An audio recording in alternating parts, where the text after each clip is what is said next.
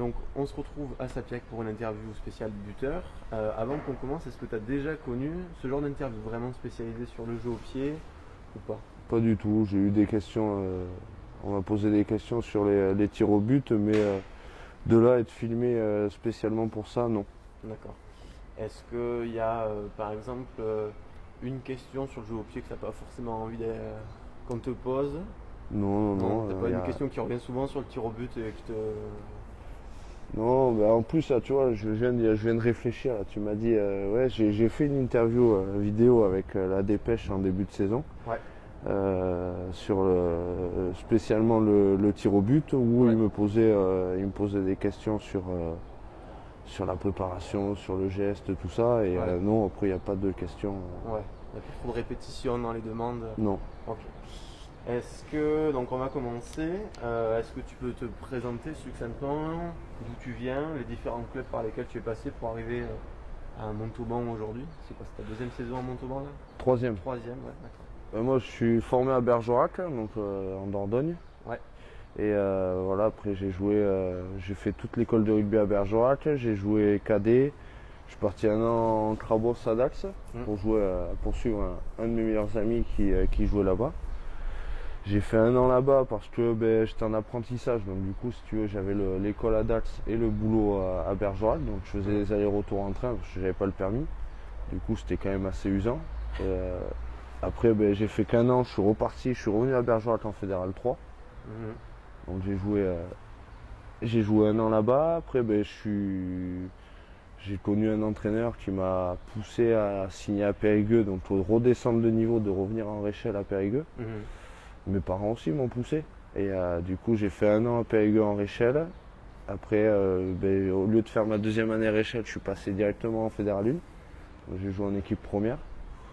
J'ai fait un an de Fédéral 1, un an de Pro D2 avec Périgueux, où malheureusement on est descendu en suivant.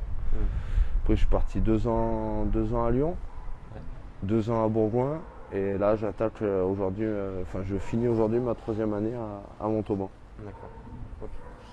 Et du coup, aujourd'hui, donc t'es 90, on a dit tout à l'heure, avant l'interview, ça te fait 29. T'as fait tes 29 là? Au début du mois. Au début du mois, d'accord, ok. Donc depuis le jeu au pied, le tir au but, ça a été concomitant à tes débuts dans le rugby. Tu as commencé à quel âge d'ailleurs le rugby? Moi j'ai commencé à l'âge de 5 ans. 5 ans. Le tir au but, le jeu au pied, C'est c'est concomitant de suite. Ouais. Moi j'ai mon père qui jouait dans un petit niveau, mais qui butait et tout. Et du coup, voilà, moi à l'âge de 5 ans, j'avais que ça soit un ballon de foot ou un ballon de rugby, et je l'avais dans les mains et je rentrais de l'école. Je faisais même pas mes devoirs, j'allais taper dans le ballon et puis voilà quoi. D'accord.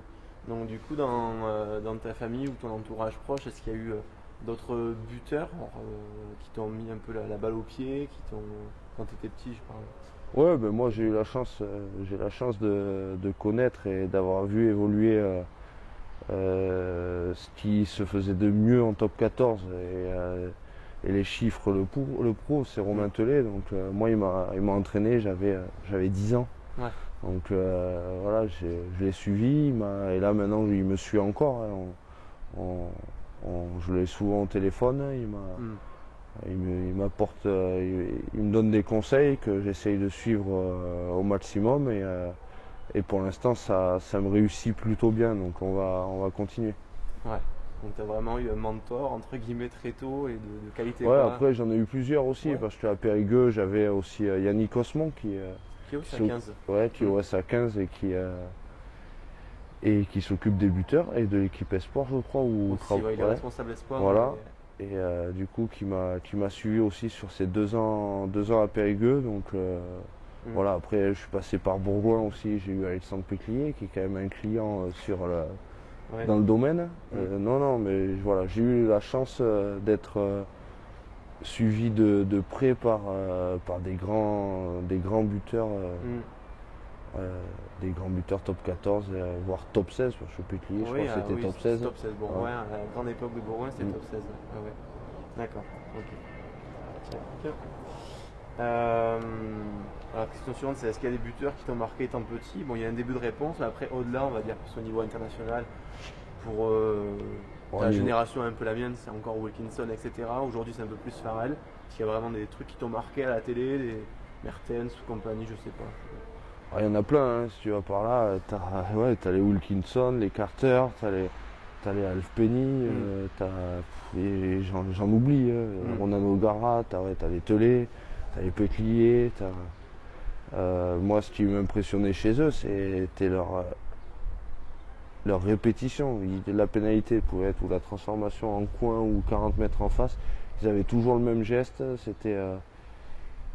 Ils avaient un protocole, ils suivaient leur protocole, leur rythme et ça rentrait à chaque fois. Donc, mais après, chaque buteur a sa propre routine et c'est quand tu es dedans, c'est beau à regarder. Ouais. Mais il y en a plein. Est-ce qu'il y a plus, donc on parlait un peu des anciens, parce que sur Instagram il y a beaucoup de jeunes qui me suivent, des adolescents, Péclier, ça va peut-être pas leur parler, donc j'en mettrai une photo. Ouais, ils taperont, ils taperont sur internet. Et l'époque Benjamin Boyer, Péclier, deux gros buteurs. Est-ce que aujourd'hui on va dire des contemporains, des qui jouent encore, t'inspirent ou tu regardes ça un peu de loin Il y en a un paquet. Il y en a au niveau international. T'as les Owen Farrell, tout ça, les types qui tournent entre 80 et 90% de réussite au pied. Il y en a un paquet. Après moi, celui qui m'impressionne le plus, c'est con à dire, mais parce que c'est peut-être celui qui a le moins de pourcentage au pied au niveau international, c'est quand même Boden Barrett qui arrive même s'il est dans un jour 100 au niveau des tirs au but, il arrive à se remettre la tête à l'endroit et être énorme dans le jeu. Et même si des fois dans le jeu il n'y est pas, le tir au but le sauve. Après, il y en a plein. Je vois Morgan Parra quand il est à Clermont, en Kitou, c'est les buteurs qui sont à 90%. Là, moi, celui qui m'impressionne cette saison, c'est Jonathan Vinieski. Vinieski, c'est quand même, il doit être à 90-95% de réussite au pied sur l'ensemble de la saison. J'ai ferré un peu les stats hier, je crois qu'il est top 2 ou top 3 des meilleurs réalisateurs, top 14 du moment. Et après, je t'en passe, t'as les Gaëtan Germain. Lui, c'est premier. Voilà. Alors, ce qui est marrant, parce que c'est une question un peu plus tard, en Pro D2, j'ai regardé le top buteur, les 5 premiers sont français, c'est le numéro 3 actuel. Et en top 14, le top 5, il n'y a que 2 français, en plus ils ne sont pas internationaux, donc Wisniewski et Germain. Donc c'est un peu dommage pour l'équipe de France, parce qu'on a vu qu'on était un peu à la peine lors du dernier 6 Nations. Voilà, c'était plus une réflexion pour plus tard. Après, je sais pas, est-ce qu'ils se mettent trop de pression ou pas, parce que on le voit en équipe de France, ça soit Morgan Parra et il a un peu loupé ses débuts dans le tournoi destination sur le jeu au pied. Thomas Ramos c'est un client sur les matchs pour Toulouse et il est passé un petit peu à côté contre l'Écosse. Bon, il n'y a pas eu de répercussions sur le résultat, mais je sais pas qu'est-ce qui se passe en équipe de France. Parce qu'il y a quand même un encadrant de qualité, Philippe Doucy là. Fait partie du staff qui s'occupe du jeu au pied, qui était du côté de Grenoble avec Wisniewski. Wisniewski le cite souvent. Quand même, il y a du beau monde après, il faut que la mayonnaise prenne. Ouais, voilà, c'est ça. Je pense que il y a un problème en équipe de France, mais c'est pas sur le jeu au pied. Je pense pas. Ouais, il y a quelque chose d'un peu plus général peut-être. Donc du coup, on va passer à la deuxième partie, un petit peu matérielle. Est-ce que tu te souviens avec quel tee tu as commencé? Tes premiers tees, c'était quoi? Mon premier tee, c'était un plot, comme tout le monde. Un plot et puis voilà, il n'y avait pas. J'ai commencé, j'ai buté il y a 20 ans de ça, donc quand j'avais 5-6 ans, je butais avec un plot. Il n'y avait pas autant de tees comme maintenant qui étaient de sortie, donc c'était un plot où il y avait, je me rappelle,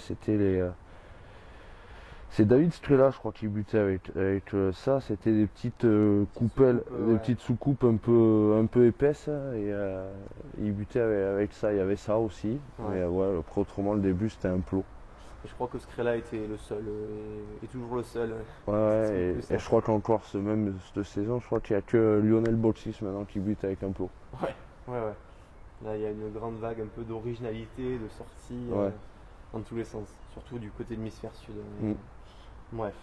Donc du coup, chose que j'ai oublié de dire au début de l'interview, je te pose des questions, moi je connais un petit peu les réponses parce que je regarde, Ouais. etc.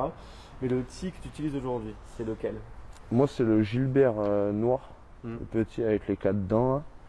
Et voilà, moi, au début, je butais avec un télescopique. Et c'est Romain Tellet qui m'a conseillé ce outil-là. Hmm. Alors pas pendant les périodes de match, les semaines de match et tout, parce qu'il faut jamais changer d'outil pendant une semaine, mais le tester sur des semaines de vacances ou l'intersaison. Hmm. Et c'est vrai avec ce outil-là, ben, je me suis bien familiarisé et du coup maintenant je peux pas changer. Hmm. C'est compliqué. Ouais, ça y est, t'as tes marques avec. Ouais. Donc tu as répondu à la question suivante, qu'est-ce qui t'a motivé ou quel était le chemin vers ce outil? Est-ce que tu en as plusieurs exemplaires dans ton sac ou tu n'en as qu'un seul qui fait tout? Non, enfin j'en ai plusieurs, mais j'en ai chez moi qui sont neufs parce que tu les trouves, je les achète à Sport 2000 ou Intersport. Mm. Je crois qu'ils coûtent 12 ou 15 euros les titres. Ouais, les Gilbert Après là, sont dans les vestiaires, j'en ai un où je tape à l'entraînement avec et un pour les matchs. Mm. Parce que ben, c'est des dents, donc du coup, si on prend toujours le même style, les dents se fatiguent et tout, et du coup après on les pète. Ouais. Et le but c'est d'éviter de les péter sur un match ou Pendant un match. voilà. Notamment. Mais j'ai toujours, j'en ai 2 dans le vestiaire et je dois en avoir 3 ou 4 chez moi. Donc, Ouais. Question de sécurité. voilà. Et puis on est plusieurs buteurs à Montauban à buter avec le même petit, donc D'accord. il n'y aura pas de souci là-dessus. Je pense que j'ai une question après sur les autres buteurs. Je pense que j'en ai prévu une. On en reparlera. Du coup, on va parler du coup maintenant des crampons. Quels crampons tu utilises en ce moment? Tu es adepte de quelle marque ou quel modèle? Ou c'est quelque chose qui te passe un peu par-dessus? Alors moi les crampons, il y en a ils vont rigoler je pense parce que moi je suis arrivé à Montauban, je jouais en Puma avec des Pumas et mon agent m'a parlé d'un partenariat avec Decathlon Montauban. Donc je suis rentré en contact avec Sébastien Noble qui travaille à Decathlon Montauban, qui lui m'a fait rentrer en tant qu'ambassadeur chez Kipsta. D'accord. Donc du coup on est plusieurs joueurs, il y a Vineski, Doussin, enfin il y en a. Et j'en passe après. Ben là je te parle des buteurs, mais après il y a des joueurs devant. Où ben moi je joue voilà, avec des crampons Kipsta. Ouais. Et du coup c'est vrai que ça en fait rire un paquet quoi. Tous les buteurs disent ben, moi je veux les Adidas, les Copa Mondial, les Kaiser, enfin des Nike, et moi je suis avec mes Kipsta et je suis bien dedans et pour l'instant ça me réussit sur les tirs au but donc on va rester là-dessus. Tant mieux. C'est vrai que tu dois être un des seuls buteurs, on va dire au niveau pro. Je n'ai pas regardé tout le monde, mais c'est beaucoup Predator, c'est beaucoup Tiempo. Ouais, à part Vinieski, Doussin qui bute avec ça. Ouais, il y a eu Michalak avec ses coques sportives, Ouais. coques sportifs, je sais pas comment dire, mais Ouais, non, qui était mais sponsor aussi, donc d'accord. après, ce qu'il y a de bien avec l'équipe Sta, c'est on fait des retours avec les personnes qui travaillent à Lille. On leur fait des retours sur tout ce qui est crampons et autres équipements. Et on bosse avec eux un peu sur l'amélioration des crampons, des équipements. Et du coup, voilà, on fait un peu à notre sauce. C'est quand même... c'est une marque qui se développe énormément. Alors il y a 4-5 ans de ça, c'était peut-être pas au niveau des Adidas, Nike et tout, mais maintenant ça commence à s'en rapprocher et aussi au niveau du prix, c'est beaucoup moins coûtant que les Nike quoi. Il y a eu des progrès au niveau de la marque, du coup toi au niveau vraiment du toucher de balle, parce que le jeu au pied c'est certes technique, mental, mais c'est avant tout sensoriel aussi. Ouais. Toi avec tes Kipsta à toi, tu sens bien le ballon, tu as les bonnes sensations, c'est ça. Ça roule quoi. Ouais. D'accord. Mais pourquoi pas essayer finalement, hein, parce que. Ouais, ils demandent à essayer. Bon après je vais pas te mentir, ils sont pour qu'ils se fassent à ton pied et tout, il faut un certain temps. Ouais. Ça met un peu plus de temps que Nike, Adidas. Mais après par contre quand tu es dedans, tu... Ouais, ouais. Après, moi, je te parle en tant que joueur. Moi, je m'en fous. Moi, j'étais à PAU en Pro D2 il y a 8 ans de ça. Je jouais avec des Mizuno. Donc, les crampons, moi, c'est. L'habit ne fait pas le moine. Ouais, c'est pas le nerf de la guerre. Tac, tac, tac. Depuis combien de temps tu es en Keepstar? 2 ans, tu m'as dit? 3 ans. 3 ans. Ouais. 3 ans, d'accord. Alors, question ballon. Alors, c'est une question où il y aura peut-être un petit conflit d'intérêt. Parce que tu es passé récemment, avant Montauban, c'était Bourgoin, je ne me Ouais, trompe pas. Gilbert. Bourgoin-Gilbert, ici Birugby.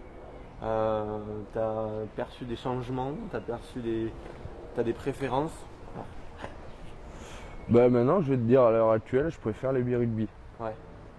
Mais quand je suis arrivé à Montauban, j'ai eu énormément de mal avec les Birugby parce que ils prennent un peu plus le vent que les Gilbert, ils sont un peu plus légers. Mais par contre, ce qu'il y avait de bien, c'était que quand les buteurs habitués au Gilbert venaient à Sapiac, T'avais un avantage. On avait un gros avantage sur ça. Mais après, une fois que c'est un peu comme le crampon, quand tu te familiarises avec, c'est vraiment, ils sont vraiment bien. Ils partent bien. Bon, après, il faut les faire aussi, parce que les ballons se font pas tout seuls. Mais moi, je suis content de Birugby. Et maintenant, sur les buteurs qui viennent à Sapiac sont plus surpris par les Birugby, parce que tous les clubs maintenant ont des Gilbert, des Birugby, ils ont un peu de tout. Donc du coup, ils sont obligés de t'adapter aussi. Nous, on a des Gilbert aussi pour préparer les matchs du week-end. Donc il n'y a plus d'effet de surprise. Partie un peu technique. D'après toi, depuis combien de temps? Depuis quel âge, entre guillemets, ta technique est un peu stabilisée? C'est-à-dire qu'elle bouge plus trop au niveau des pas, au niveau de ce que tu as intégré au niveau de la technique? Oh non, ça fait pas longtemps, moi. Ça fait peut-être depuis que je suis les conseils de Romain Tellet, ça va faire 3 ans. Ouais. Et depuis ce temps-là que j'ai ma routine, j'ai les mêmes pas, j'ai tout. Avant, j'étais un buteur un peu au feeling, le ballon n'était jamais placé de la même façon. Mes pas, c'était au feeling, et ça rentrait, tant mieux, ça rentrait pas, tant pis. Je jouais à Bourgoin, j'avais un pourcentage de réussite qui était faible par rapport à mes nombres de tentatives tentées. Mais là maintenant, ça fait 3 ans que j'ai exactement les mêmes pas, que j'ai la même routine, et voilà, je me sens bien mieux sur les tirs au but. Tu as bénéficié du côté très cartésien, sérieux de Romain Tellet, qui t'a peut-être dit faut que tu fixes tes pas, faut que tu fixes. Non, il m'a rien dit, parce qu'il voulait pas changer mes habitudes. Moi, lui, il prenait le surnom Robocop. Il avait vraiment ses pas, sa façon de faire et tout, qui était quand même assez droite. Moi, je suis plus, on le voit quand je tape dans le ballon. Moi, j'essaye de pas l'emberger pendant 1 minute. 1 minute pour taper les pénalités. J'essaye de pas attendre la dernière seconde pour taper. Donc moi, entre la pose du ballon, mes pas et tout, je pense qu'il doit se passer au maximum 15 secondes. Donc alors, il y avait un buteur anglais, j'ai complètement mangé le nom, mais il posait, reculait, il bottait. C'est un 10 avec un casque, mais ça remonte à 10 ans peut-être. Je me souviens de match de Coupe d'Europe contre Toulouse. C'était instantané. Ouais, je vois pas, mais moi je suis un peu comme ça, moi aussi. Donc, plus au feeling.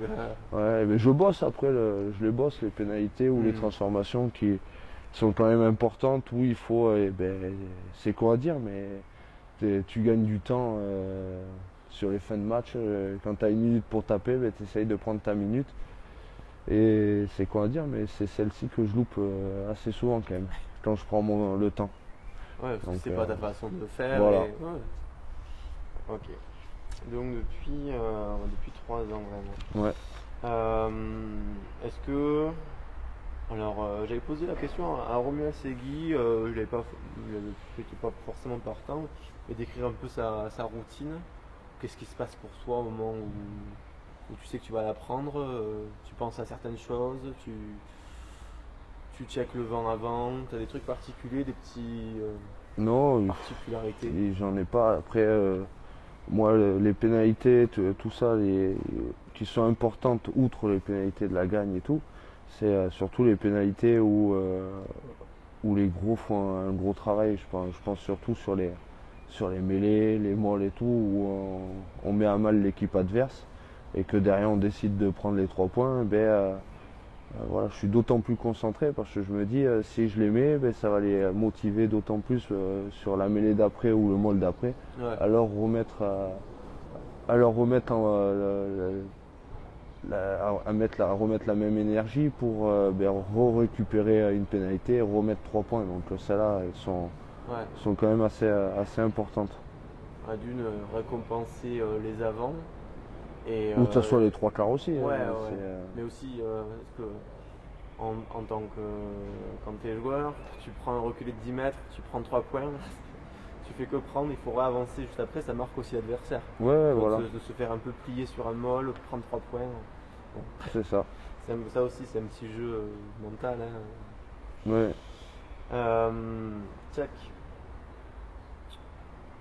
Question que finalement qu'on s'est déjà posée, c'est est-ce que tu as eu quelqu'un pendant tes jeunes années, bon ça on l'a déjà abordé, donc il y a eu Romain Tellet, Yannick Osmond, l'écuyer. Est-ce que du coup, à Montauban, il y a un responsable du jeu au pied, un responsable de skills Non, il n'y a pas de responsable jeu au pied. Il y a un responsable skills qui est David Barnes qui est sur les passes, tout ça. Après le jeu au pied, on est pas mal de buteurs, donc du coup. Déjà, chaque buteur se fait sa propre autocritique. Et nous, derrière, voilà, je pense qu'il y a Thomas Fortunel, Maxime Maty, Clément Brice-Ladieu, même des fois il y a Jérémy Chaput qui vient taper des ballons. Et il y a Baptiste Cadieux, enfin, il y en a un paquet à Montauban, je suis désolé pour ceux que j'oublie. Mais voilà, on parle énormément, on bute tous ensemble. Donc du coup, on parle du vent, on parle... s'il fait droite-gauche, gauche-droite, et du coup, on arrive à se dire, celle-là tu l'as loupée parce que tu l'as prise à l'intérieur du pied. Enfin, voilà, on se fait. On a un peu tous. On est un peu tous le genre de personne qui fait les styles se jouer au pied, quoi. Ouais. Entre nous. Vous avez un groupe qui s'autorégule, quoi. Ouais, voilà, c'est non, ça. C'est intéressant ça. Ça va rejoindre une question après aussi, là, dans pas longtemps, je la vois ici. Alors, qu'est-ce que je me suis noté Ouais, alors du coup, pendant la saison régulière, sur une semaine de match, comment tu t'entraînes au niveau du tir au but, du jeu au pied? Est-ce que tu t'imposes 2 jours par semaine? Est-ce que tu t'imposes tous les jours? Comment tu jongles Moi, j'essaye de le faire tous les jours. Enfin, le lundi, après les entraînements collectifs. Nous, si tu veux, le matin, on a dû séparer, l'après-midi, on a le collectif. Après chaque entraînement collectif, j'essaye je bute tout le temps.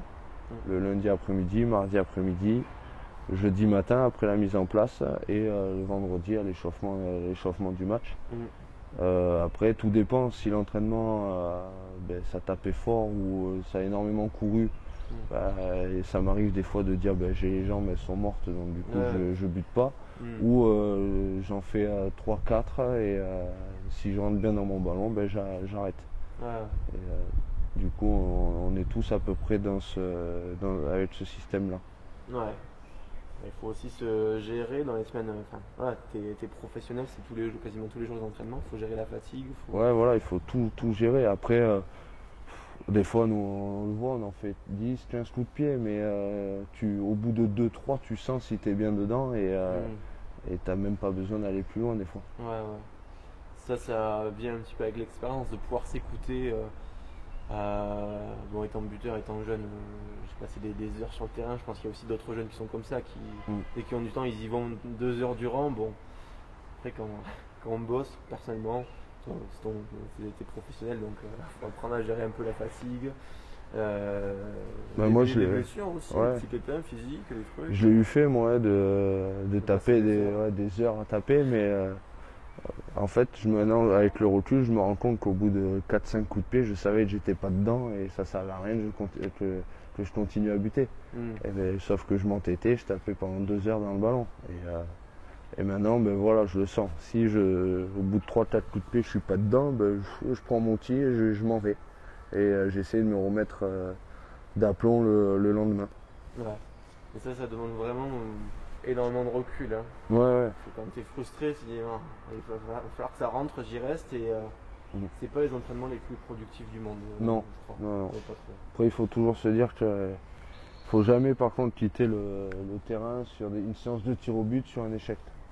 Moi, même s'il faut taper la pénalité 5 mètres en face pour finir, mais il faut finir par une transformation, une pénalité validée, réussie. Ouais. D'accord. Est-ce que tu as une routine d'entraînement pour le jeu au pied tu commences toujours pareil, tu commences toujours mauvais pied, tu commences toujours proche des poteaux. Non, ça dépend. C'est comme ça vient. Sur ça, j'ai pas de routine.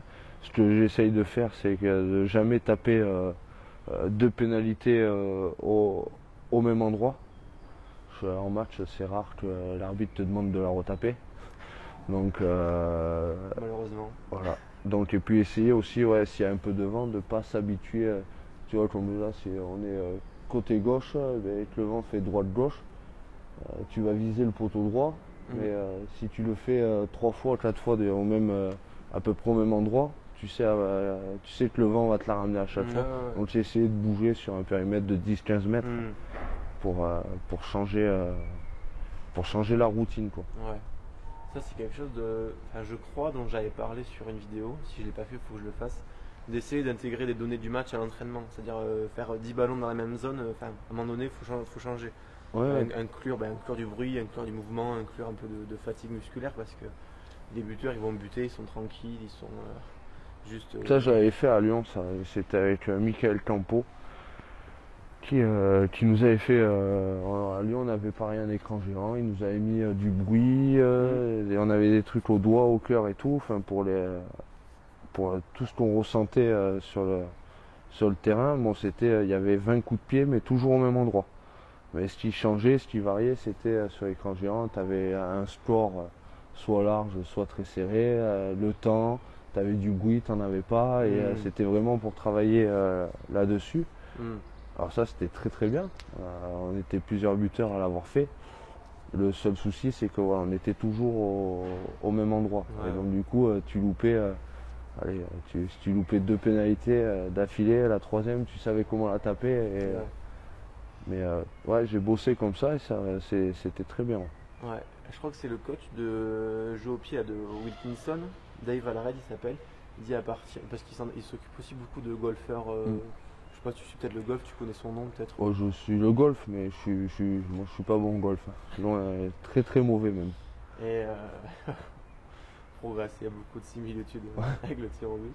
Il disait à partir de 5-6 frappes du même endroit, il faut changer. Parce que la concentration baisse, on est plus impliqué et il faut toujours trouver un tir au but où tu es impliqué parce qu'en match. Non, et puis en match, tu vas en avoir la première 22 en face et la deuxième, ça se trouve, avec 40 mètres sur les 5. Donc c'est rare que tu aies 2 pénalités exactement au même endroit à taper d'affilée. Ça arrive, hein, mais c'est très rare. Ouais, 2 essais en coin, ça peut arriver. Est-ce que tu as une routine d'avant-match? Avant-match, tu sors buter avant, j'imagine? Ouais, comme tout le monde. Enfin, les avants, non, mais les 3 quarts, oui. Ils sortent quand même. Ils bossent plus quand même, les arrières. On fait pas le même métier avec les avants. Je te l'accorde. Parce que quand nous, on fait des lancements, des passes et tout, on les voit, ils font des mêlées, des molles, tu te dis, je suis bien content d'être 3 quarts et de ne pas avoir beaucoup mangé à la cantine. mais non, mais après sur les matchs, on sort toujours 1 heure avant le coup d'envoi. Du coup, c'est des moments d'avant-match où tu dois être vraiment dans ta préparation. Est-ce que tu commences toujours pareil, tu termines toujours pareil, tes tirs au but par exemple? Ouais, là, encore une fois, tu vas et tu tapes là où tu as envie de la taper. Ouais, voilà, après tu as toujours une routine où. Moi j'ai toujours la routine où je tape à peu près à 22-25 mètres les premières frappes.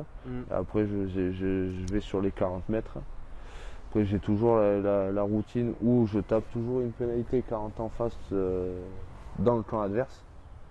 D'accord. Donc nous tu vois on s'échauffe côté droit là et je vais toujours au moins une pénalité 40 en face côté gauche. Alors du coup je vais faire chier un peu les buteurs adverses. C'est original, j'y avais jamais pensé. Mais voilà, c'est juste pour voir le vent. S'entraîner des deux côtés. Voilà, quoi. le vendredi soir à Montauban, il n'y a pas énormément de vent, mais si tu joues l'après-midi, il y en a pas mal et du coup c'est bien aussi de voir comment le vent est de l'autre côté ou si tu peux pas y aller, tu regardes un peu les autres buteurs comment fait leur ballon, s'il fait droite-gauche, gauche-droite ou s'il bouge pas aussi, ça peut le faire. Donc la question un peu des coéquipiers, entraînement du jeu au pied, tu le conçois en solitaire, en groupe? Il y avait un début de réponse tout à l'heure. Ouais, bon, c'est en groupe, hein, ouais, voilà. Après, ça arrive aussi des fois de se retrouver tout seul parce que on n'a pas tous la même fatigue. Donc s'il y en a un qui est fatigué, il va pas buter et du coup tu te retrouves des fois tu te retrouves tout seul. Mais on a quand même un bon groupe. Donc même s'il y en a un qui décide de pas buter, il se met derrière les poteaux, il renvoie les ballons. Donc on est quand même assez soudés les buteurs de Montauban. Est-ce que au niveau, alors c'est dans la partie technique, est-ce que tu utilises la vidéo pour justement essayer d'améliorer tes techniques, avoir un regard dessus ou... Pas du tout. Non. Pas du tout. Moi je regarde mes stats, je me les fais moi-même, hein. Je regarde les miennes, je me note un peu celles que j'ai réussi, celles que j'ai manquées et je me dis, je regarde où je les ai manquées aussi. C'est quand même important. Parce qu'on va se dire, si c'est bord de touche, bon, si tu la manques, personne ne va t'en vouloir. Par contre, si c'est entre 40-22, 15-15, là, le rectangle, là, celle-ci, normalement, il faut pas les manquer. Et donc, du coup, voilà, c'est comme ça. On va passer à la partie mentale, entre gros guillemets. Je crois qu'il y a 2 questions et demie. Les pénalités en match, est-ce que tu ressens du stress? Est-ce qu'avec l'expérience, tu t'es relax comme à l'entraînement? Est-ce que tu as la boule au ventre quand tu fais la pénalité de la gagne ou autre? Tu as toujours un peu plus de pression quand tu es sur le terrain, parce qu'en plus à Montauban, tu as quand même. C'est une ville qui vit rugby, donc tu as quand même 6-7 000 spectateurs tous les week-ends. Donc c'est compliqué à l'entraînement de se mettre dans le contexte du match. Mais oui, bon, tu as toujours un peu de pression, mais après moi j'essaye de me l'enlever sur ma routine où je passe 10-15 secondes à taper. Les types, moi je les respecte, ceux qui mettent une minute, mais il y a énormément de choses qui peuvent se passer dans la tête en une minute. Et on peut se poser un milliard de questions. Ça peut aller très vite. Donc du coup, moi j'essaye je gamberge pas et je tape dans mon ballon. Je pense qu'à ma frappe, ma routine de pas et tout. Et puis voilà. Sur les jours un peu sans réussite au pied, la semaine suivante, est-ce que tu retapes celle que tu as loupée? Est-ce que ça impacte dans ton entraînement dans l'après-coup? Imaginons il y a un week-end où tu fais 0 sur 4, je sais pas. Est-ce que ça change la semaine d'après? Déjà ça peut changer sur un match. Ça m'est arrivé il n'y a pas si longtemps que ça à Colomiers où j'ai fait 3 sur 7.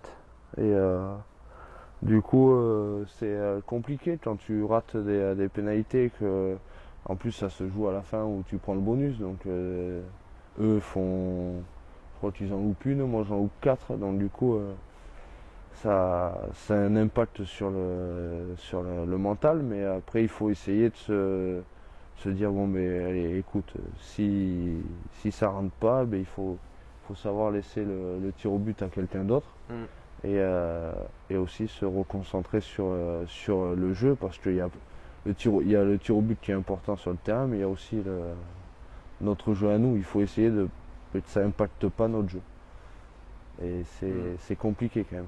Ça, tu trouves ça compliqué C'est compliqué, tout comme si on réussit tout au pied, on va avoir 10 fois plus de confiance et dans le jeu, on va pouvoir faire ce qu'on veut. Mais voilà. Ouais, ça c'est pareil au golf, c'est pareil au basket. Quand tu commences à faire des airballs, c'est compliqué. Ouais. Est-ce que tu as déjà travaillé ou tu travailles avec un préparateur mental? Tu en as côtoyé, tu en as rencontré, tu as travaillé avec? Moi, le premier que j'ai rencontré, c'était Michael Campo qui était à Lyon. Ouais. Après, on a eu des opportunités de le faire à Bourgoin ou même la première année où j'arrivais à Montauban. Mais bon, moi, j'ai pas trouvé nécessaire le fait d'aller les voir. Enfin, pour ma part, hein, personnellement. Peut-être que j'aurais dû, je sais pas, mais bon. Et là, depuis cette saison, on est suivi par collectivement, individuellement. Alors c'est pareil, individuellement, c'est si on veut aller le voir, par Denis Troche, qui est ancien joueur de foot, ancien entraîneur je crois qu'il est passé au PSG. Enfin, c'est Denis Troche, je peux pas te dire. C'est un ancien joueur et un ancien entraîneur qui est maintenant prépa mental, qui s'occupe un peu de. Là, je vois nous, il s'occupe de nous depuis début janvier, début décembre même, je sais plus. Ouais. Et il fait l'Olympique de Marseille aussi en même temps. Donc c'est quelqu'un de reconnu dans ce milieu. Et du coup, il nous a énormément apporté sur le plan mental. Bon là, il nous a fait surtout des retours collectifs. Ouais. Et après, bon, il s'est jamais caché que si des joueurs voulaient le voir individuellement, il était ouvert, quoi. Donc, d'accord. Donc il y a la possibilité de. Ouais. D'accord. Alors, je l'ai écrit ce matin, du coup, juste avant de partir. La sous-partie un peu aujourd'hui. Alors j'ai noté déjà cette saison plus de 300 points au pied. Dans le top 3 des meilleurs buteurs Pro D2. Comment du coup tu vis ou conçois le statut de buteur, enfin, ton statut de buteur par rapport enfin je sais pas, est-ce que c'est quelque chose tu es très tranquille avec ça parce que voilà, c'est réglé quoi. Enfin, je sais pas comment m'exprimer clairement. Ouais, non, mais je vois ce que tu veux dire. Non, mais après le buteur, la pression, il faut l'accepter. Si tu n'acceptes pas la pression du public, du résultat et tout, ça sert à rien tu laisses le tir au but à quelqu'un d'autre. Moi, la pression, je l'aime bien parce que j'adore de me dire que, tu vois, comme un Colomiers, 3 sur 7. Alors, ceux qui connaissent rien au rugby vont te dire il y en a qui vont te dire que c'est la faute du buteur, il y en a qui vont te dire que c'est jamais la faute du buteur, qu'un buteur peut te faire gagner un match et il peut pas t'en faire perdre. Moi, tu vois, Colomiers, je prends à 100% en responsabilité de la perte du match là-bas. Parce qu'on a fait un énorme match dans l'envie, dans le jeu et tout. Et malheureusement, bon, j'étais dans un jour sans ce jour-là. Mais qu'est-ce qui s'est passé ce jour-là? C'est manque de sensation, c'est le vent Non, c'était. Alors c'était bizarre. Chance, C'était bizarre parce que quand t'es pas dedans, tu peux taper 2-3 coups de pied, ça va. Tu vas les manquer et là tu vas laisser passer, tu vas donner le tir au but à quelqu'un d'autre. Moi ce jour-là, Colomiers, je me souviens bien, la première je la mets, la deuxième je la loupe. L'autre d'après je la mets. J'ai eu 1 sur 2. Ouais, t'as pas enchaîné les échecs, t'as pas fait. Voilà. Et en deuxième mi-temps, il y avait eu un essai en coin que je rate. Je rate la transformation. Bon, qui passe de peu à côté, mais elle est ratée. Voilà, que tu la tapes bien ou mal, si elle passe, ça fait 3 ou 2 points. Là, elle était bien tapée, mais à côté. Et après, 45 mètres en face, j'en retente une, je la manque aussi. Donc après à ce moment-là, j'avais demandé à Maxime Maty de prendre en charge les tirs au but, il avait accepté. Et bon manque de peau, il a eu en fait la pénalité de la gagne à la 78e. Et en fait, je me suis rendu compte après coup que je lui ai pas fait un cadeau. Et que ce jour-là, vulgairement, j'aurais dû porter mes couilles et quitte à faire 3 sur 8, ça soit entièrement ma faute, même si c'est pas sa faute du tout. Pour moi, je lui ai pas fait un cadeau de lui donner la dernière transformation. Ouais. Et du coup, voilà. Et après ce match-là, tous les supporters m'ont dit mais c'est pas ta faute. Ouais, voilà. ouais. Alors, même si on le dit, pour l'avoir vécu dans un degré beaucoup moindre, sans impression, je crois que j'avais fait un 0 sur 2. C'est un des pires jours de ma vie. Je me suis caché, je suis parti. C'était très, très dur.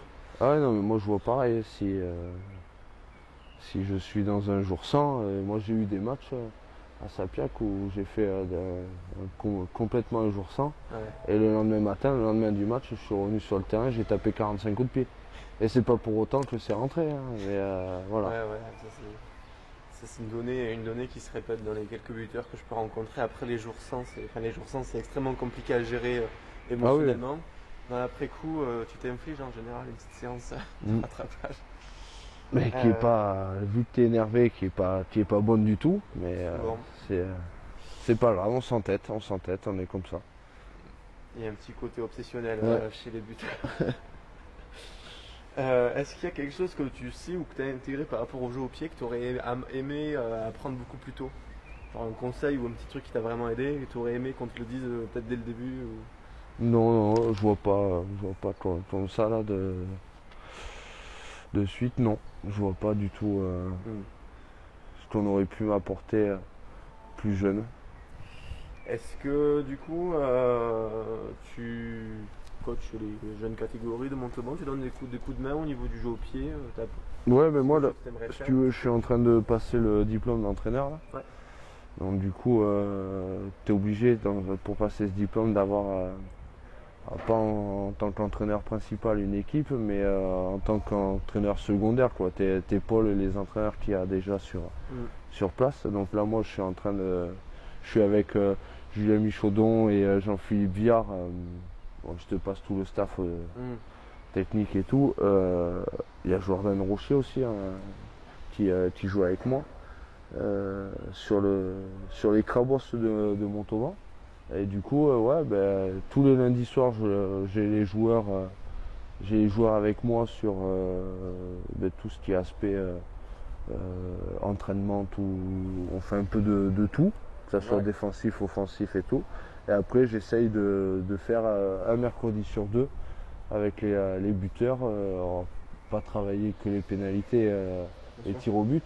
Mais travailler aussi tout ce qui est les coups d'envoi, les renvois, les touches et essayer un peu de leur apporter mon expérience et leur donner des conseils sur le jeu au pied, les conseils moi j'ai rien inventé, hein, les conseils qu'on m'a donnés, j'essaye de leur transmettre et puis voilà.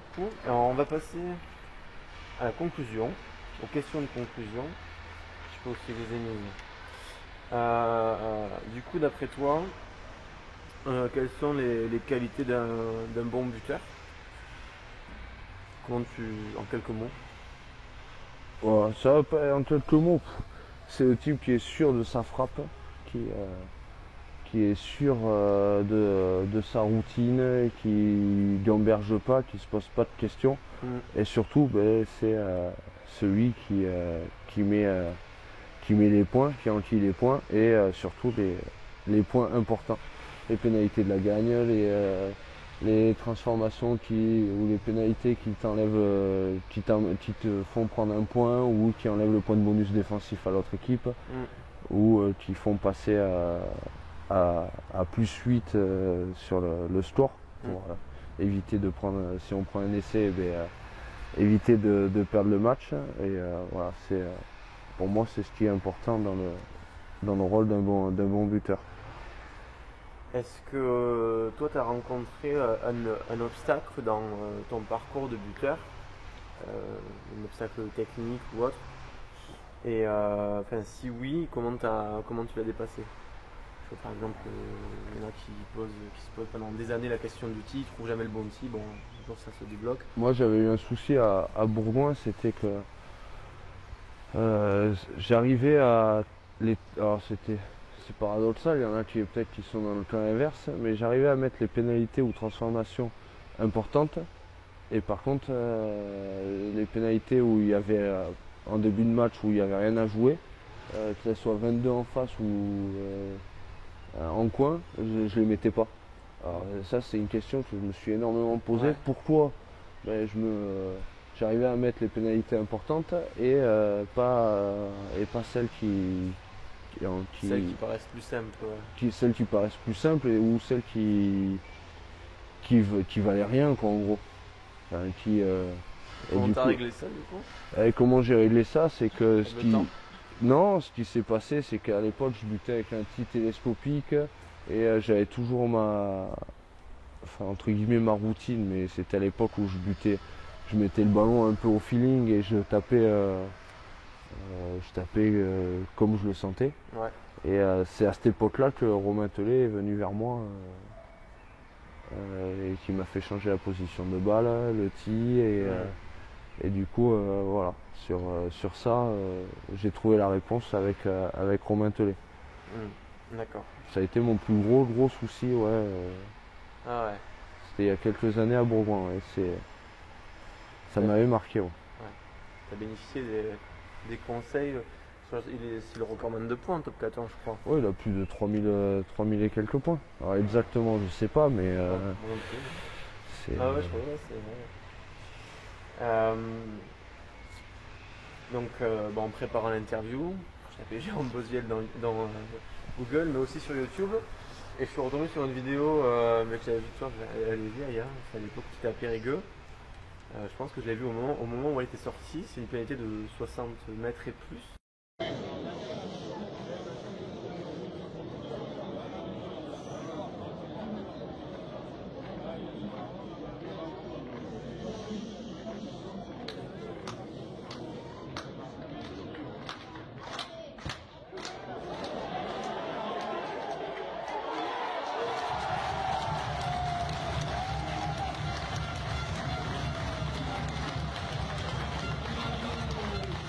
Ouais. 67 mètres.